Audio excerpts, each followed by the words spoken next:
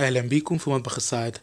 النهاردة عندنا طريقة عمل سجق الاسكندراني بالبصل والطماطم. اول حاجة عندنا على النار الزبدة، وهنحط معاها معلقة زيت. ممكن نستغنى عن الزبدة ونحط بدلها معلقة سمنة او معلقتين سمنة صغيرين. هنحط السجق بتاعنا لغاية ما يتشوح معانا عشان يشد.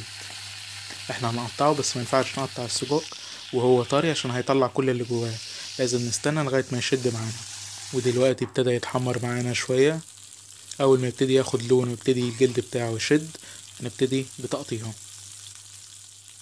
دلوقتي هنبتدي نقطع السجق ونقطعه زي ما احنا عايزين. في ناس بتحبه كبير او صغير، كل واحد وعلى حسب رغبته.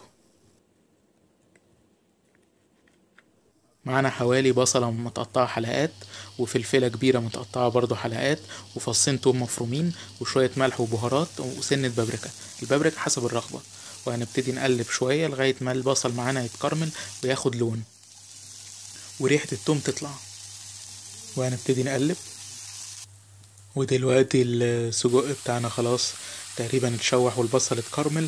هننزل بالطماطم بتاعتنا وبس هنقلبه تقلبتين، ما نسويش الطماطم قوي، لازم تكون عشان هتتهري، فاحنا بس نشوحها تشويحتين وخلاص. ودلوقتي طبق السجق الاسكندراني معانا جاهز. اتمنى حضراتكم تجربوه، وممكن نقدمه لوحده او يتقدم في سندوتشات زي المحلات والمطاعم وعربيات السجق، او نقدمه مع عيش بلدي مصري او اي عيش تحبوه.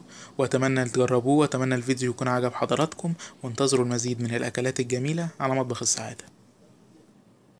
بتمنى الفيديو يكون عجب حضراتكم، ولو عجبكم ما تنسوش لايك على الفيديو واشتراك في القناة.